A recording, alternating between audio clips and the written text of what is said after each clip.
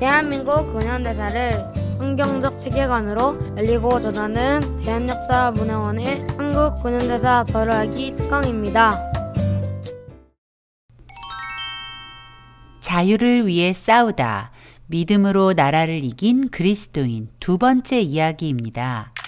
조선 총독부 군참 보고서에 의하면 일본은 한국교회를 조선 통치의 암적인 존재라고 정의했습니다. 때문에 원활한 조선 통치를 위해 갖은 방법을 동원해 한국교회를 무너뜨리려 했죠. 한국교회를 와해시킬 비장의 카드 중 하나가 바로 신사참배였습니다. 신사참배란 일본이 천황숭배를 위해 세운 신사에 참배하는 것을 말합니다. 기독교인의 신앙 윤리로는 도저히 용납될 수 없는 일이었지만 일본은 신사참배가 국가적 의식이라고 강조하며 학생들을 동원하고 집에서도 심지어 교회에서도 일본 천황이 있는 동쪽을 향해 절을 하는 의식, 즉 궁성요배 또는 동방요배를 강요하기에 열을 올렸습니다. 이것은 일제시대 당시 예수교 장로회 주보인데 경악할 내용이 기록되어 있습니다. 파란색 네모 부분을 자세히 보면 말씀과 찬양 이전에 모두가 일어서서 국가 봉창을 한 다음 궁성요배를 한다고 되어 있습니다. 정말이지 어처구니 없는 일이 벌어지고 있었던 것이죠. 조선 총독부의 신사참배 강요는 1931년 만주 침략 이후 강화되었고 1937년 중일전쟁 이후 전시체제에 접어들면서 더 적극적으로 강요되었습니다. 조선 총독부는 모든 종교는 최고의 신인 천황 아래서만 자유롭게 활동할 수 있다라고 외치며 더 강력히 신사참배를 강요했습니다. 만약 일제의 지시에 따르지 않으면 체포되고 무시무시한 고문을 받아야 했습니다. 신사참배를 반대하는 교회를 불태우고 신사참배를 거부하는 사람들을 고문하며 취조했습니다.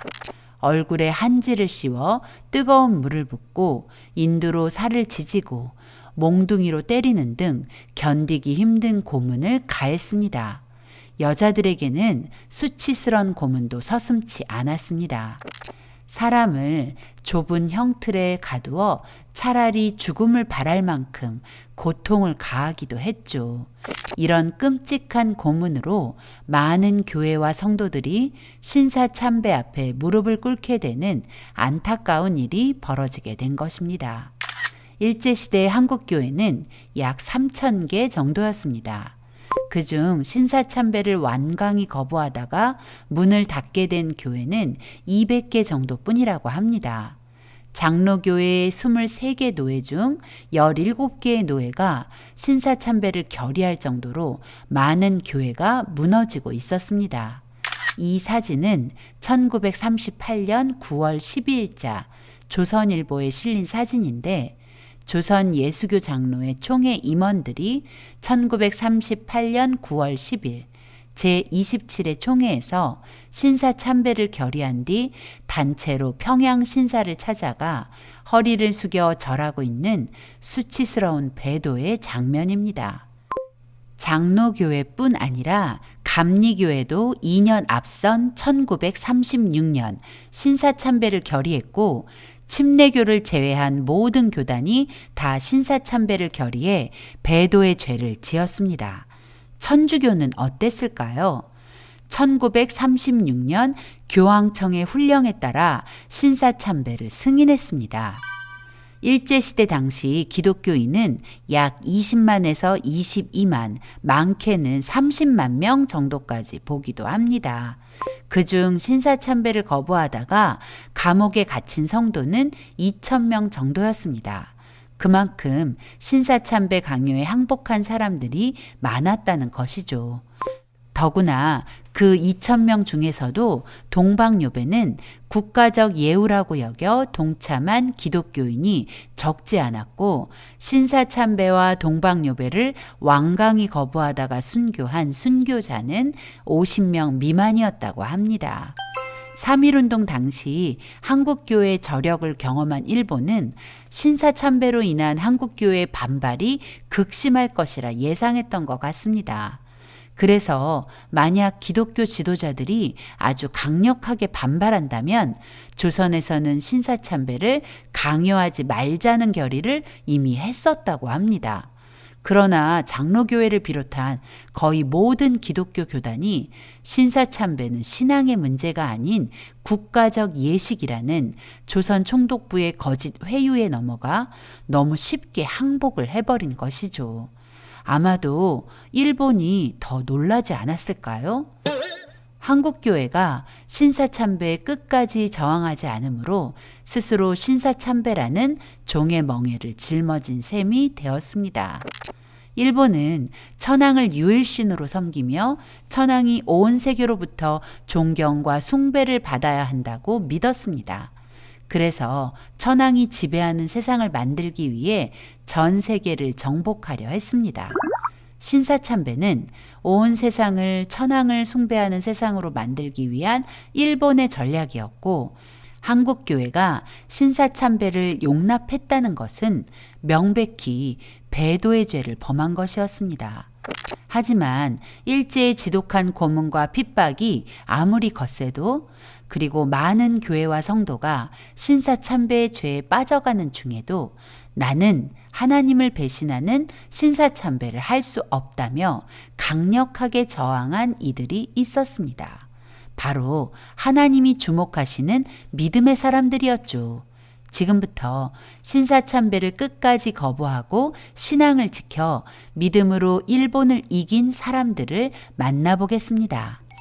박봉진 목사님은 신사참배를 거부하다가 순교한 성결교단 최초의 순교자이십니다. 박 목사님을 떠올리면 가장 먼저 떠오르는 말은 바로 예수 밑에 천황입니다.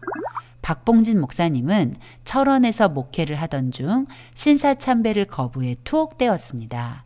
일본 경찰이 박 목사님에게 신사참배를 거부하는 이유를 물었습니다. 박 목사님은 그 질문에 이렇게 답했습니다.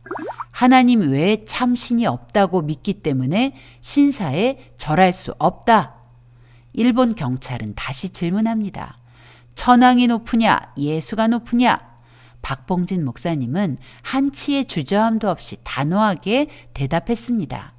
황도도 하나님이 만든 사람일 뿐이다. 즉 예수 밑에 천황이라는 답입니다. 오직 만왕의 왕은 우리 주님뿐이다 라는 멋진 고백이죠.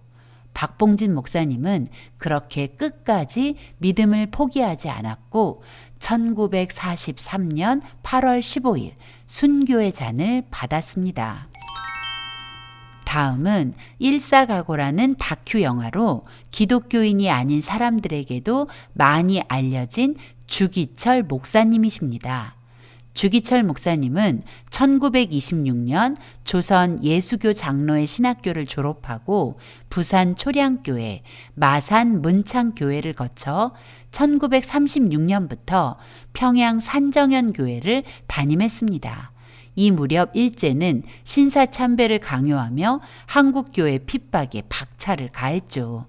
주기철 목사님은 1938년 4월 신사참배를 반대하다가 1차 검속으로 일경에 체포되셨고 10년형을 선고받았으나 6월에 풀려났습니다.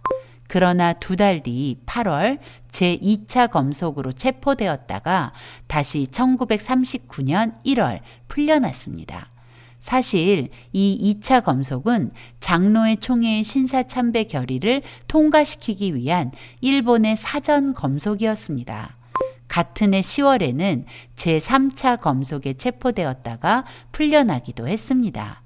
그리고 1939년 12월 19일 불법 총회로 결의된 조선 예수교 장로회의 평양 노회로부터 신사참배 결의에 따르지 않는다는 이유로 파면을 선고받았습니다.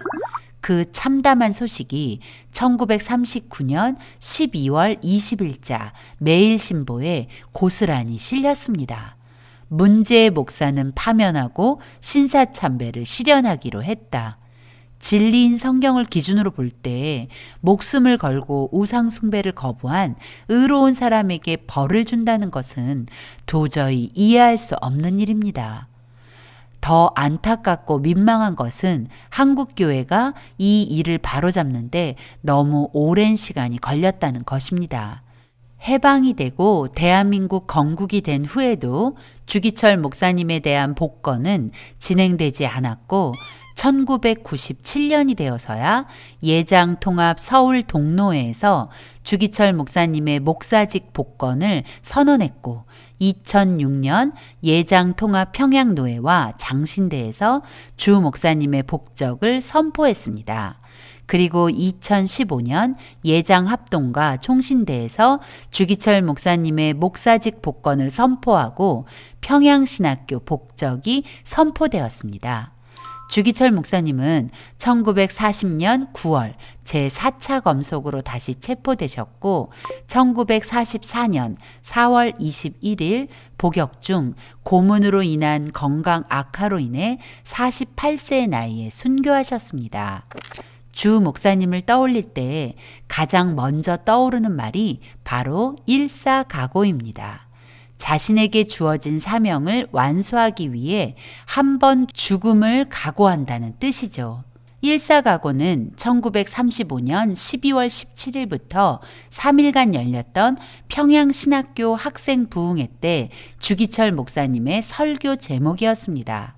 그 내용을 요약하자면 첫째, 예수를 따라서 일사각오, 예수를 따라 죽는 길이 진정 사는 것이다. 둘째, 남을 위하여 일사각오, 예수님이 우리를 위해 목숨까지 아끼지 않으셨던 것처럼 영혼 구원을 위해 목숨을 버리자.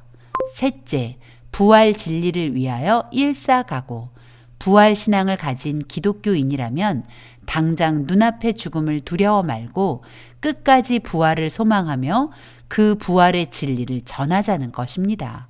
주기철 목사님은 당신의 설교처럼 일사각오의 정신으로 평생을 사셨습니다. 주님을 위하여 10번 죽어도 좋지만 주님을 버리고 내가 100년, 1000년 산들 그것이 무슨 삶이리요. 오직 일사각오 뿐이오니 이 목숨 아끼다가 우리 주님 욕되지 않게 사망 권세에서 나를 이기게 하여 주옵소서. 이제 최건능 목사님을 만나봅니다. 최건능 목사님은 예수천당 불신지옥을 외치며 평양의 새벽을 깨웠던 복음의 확성기였습니다. 본명은 최봉석, 평양이 다 아는 한량이었죠. 술이나 먹고 여자들이나 쫓아다니고 사람들에게 행패나 부리던 최봉석은 주님이 주신 권능으로 사는 사람이라는 의미로 최건능이라는 새 이름을 얻었습니다.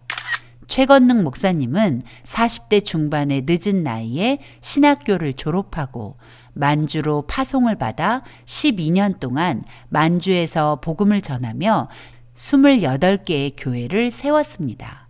구령의 열정이 넘치는 목회자였습니다. 12년 동안의 만주 사역을 마치고 1926년 평양에 돌아온 최봉성 목사님은 매일 새벽 4시 평양 시내를 돌며 예수천당 불신지옥을 외치며 복음을 전했다고 합니다. 예수님을 믿으면 천국에 가고 예수님을 믿지 않으면 지옥에 간다는 정확한 복음을 외치던 최건능 목사님에게 신사참배란 절대 용납할 수 없는 죄였습니다. 1938년 장로교 총회가 신사참배를 결의하자 총회는 사탄의 회로 전락했다며 강력히 반대했고 그 일로 일경에 체포되어 1939년 5월 15일 70세에 6년의 긴 옥고가 시작되었습니다. 일제가 씌운 최 목사님의 죄목은 첫째, 항일사상 선동 국채문란, 둘째, 일본 천황 무시하고 하나님을 높이는 자, 그리고 마지막으로 선교사를 통한 미국 비밀 공작원이었습니다. 투옥된 최건능 목사님은 신사참배를 하라며 매질하는 일본 순사에게 내 몸에는 예수로 꽉 차 있어서 나를 때리면 내 몸에서 예수가 나옵니다. 라고 말했다고 합니다. 우리 속엔 무엇이 가득 차 있을까요? 우리의 답도 최건능 목사님과 같기를 바랍니다. 최 목사님은 옥중에서 40일 금식 기도에 돌입했습니다. 40일 금식을 마치고 병보석으로 풀려났으나 5일 후인 1944년 4월 15일 그의 나이 75세에 하나님의 부름을 받았습니다. 일제시대 당시에는 일본 천황을 무시한 것이 죄가 되었겠지만 천국에서는 큰 상을 받는 일이라는 것을 알았기에 최 목사님은 장차 올 영광을 위해 기꺼이 목숨을 내놓으셨습니다.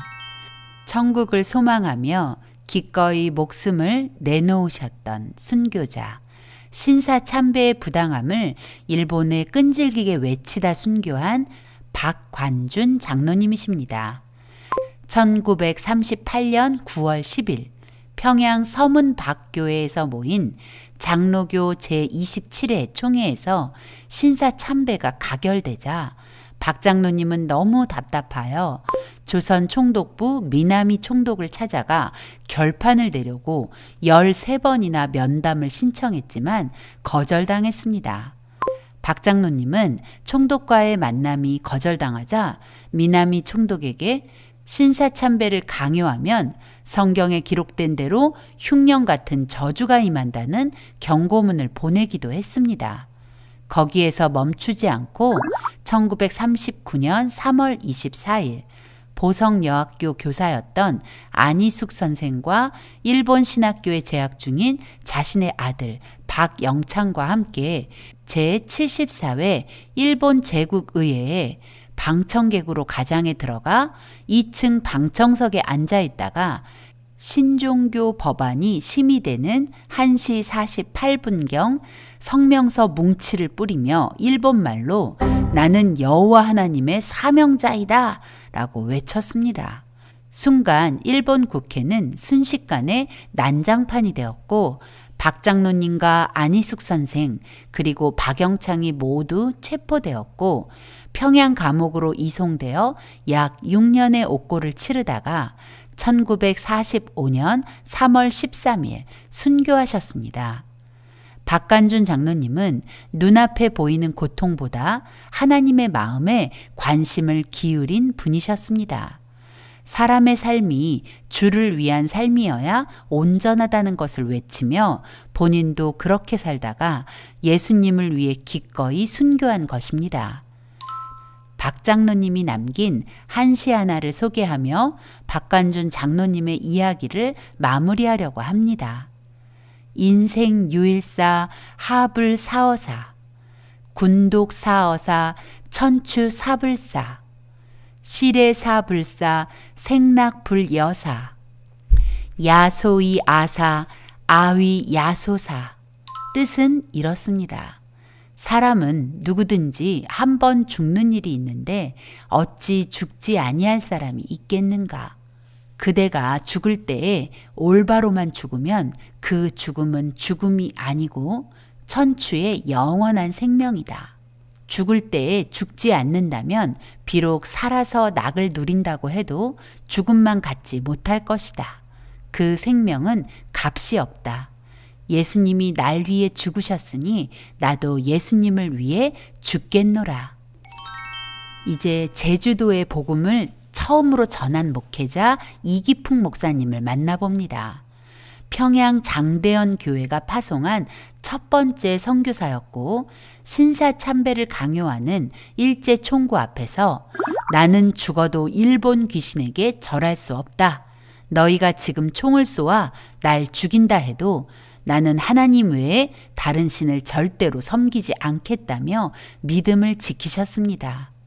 이기풍 목사님은 그렇게 주님을 위해 끝까지 신사참배를 거부하다가 1942년 6월 20일 순교하셨습니다.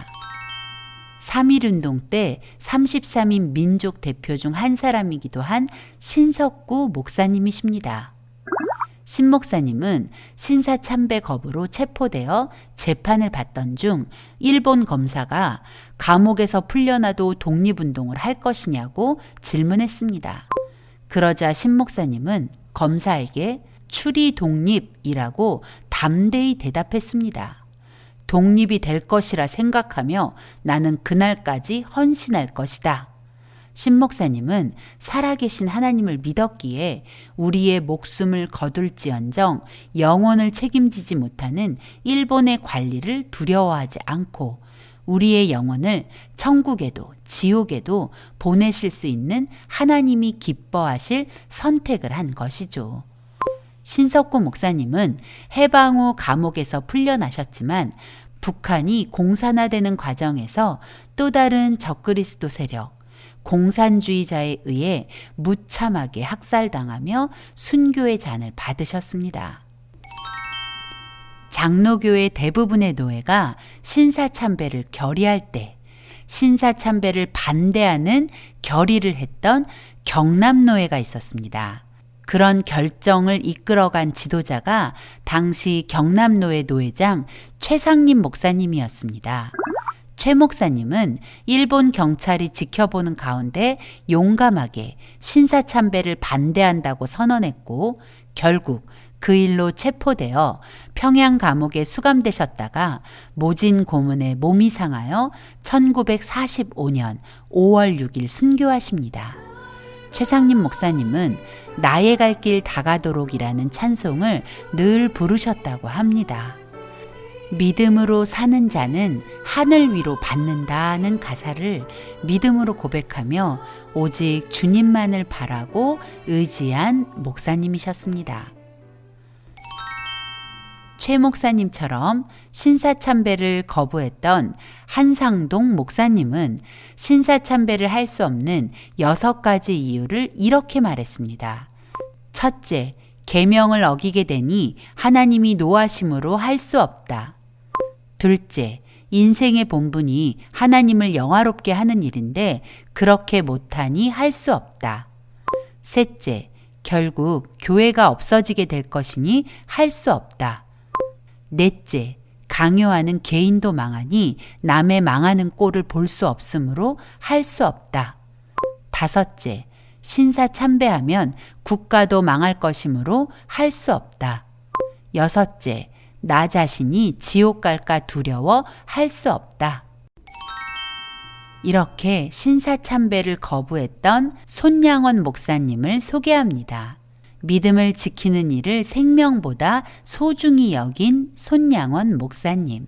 신사참배를 거부하다가 투옥된 손 목사님에게 일본 검사는 예수님을 부인하라고 날마다 설득했습니다. 덴꼬하면 나간다. 당신은 덴꼬가 문제지만 나에게는 신꼬가 문제다. 손양원 목사님의 답이었습니다. 하루는 목사님의 감방에 일본 승려를 들여보내 목사님을 설득하려 했다고 합니다. 승려의 끈질긴 노력에도 불구하고 손 목사님이 예수님을 부인하지 않자 화가 난 승려가 손 목사님을 때리기 시작했습니다. 그랬더니 손양원 목사님은 예수님께서 말씀하시기를 만약에 누가 내 오른뺨을 치면 왼뺨도 내어주라 하셨으니 나를 치시오 라고 했고 승려는 미쳐 날뛰다가 일본 경찰에게 끌려나갔다고 합니다.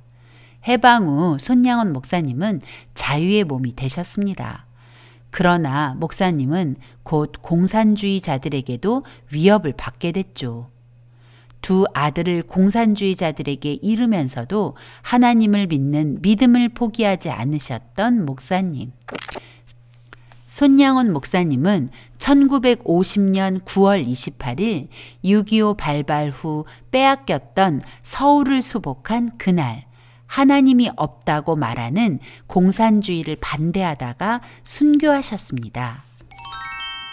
죽으면 죽으리라는 믿음으로 일본을 넘어선 안희숙 사모님을 소개합니다.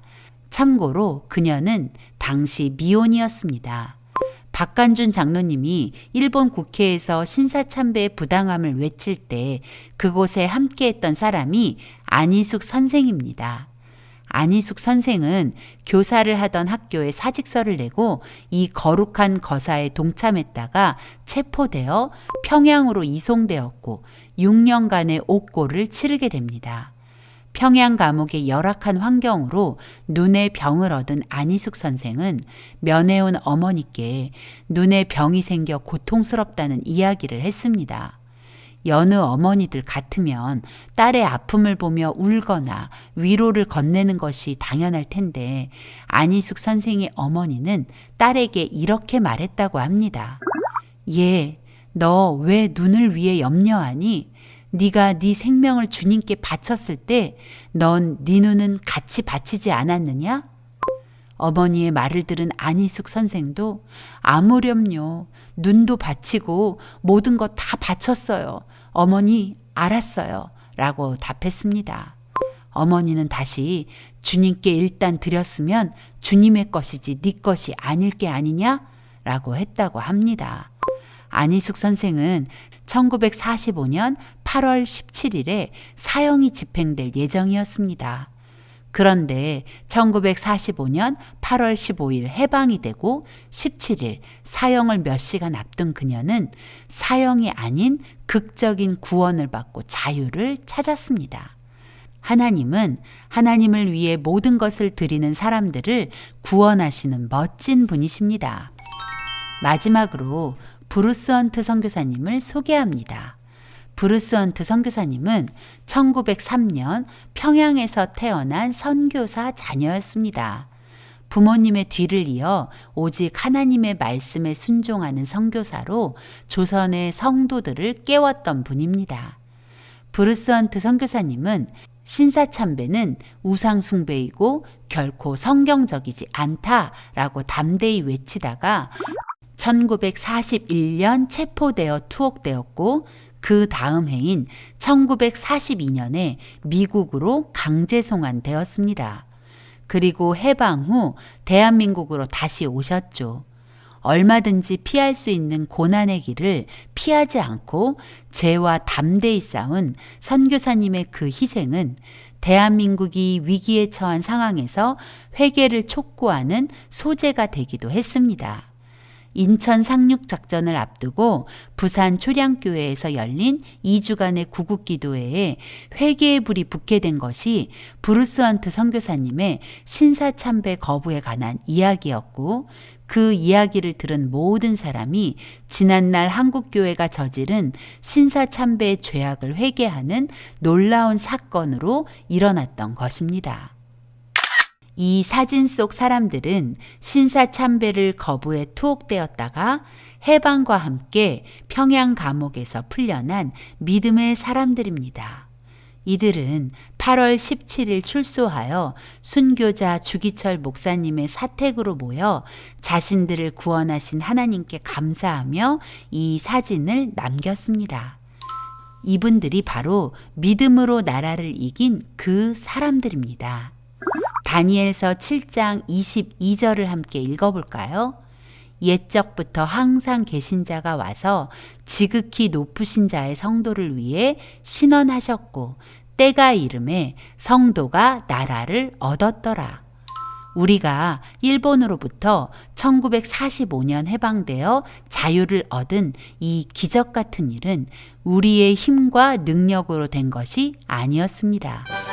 먼저는 거룩한 제사장 나라 건국을 위해 하나님이 행하신 구원의 역사였습니다. 그리고 하나님을 믿는 믿음으로 기도하며 강대한 나라를 이긴 하나님의 사람들의 역사였다는 사실을 기억해야 합니다.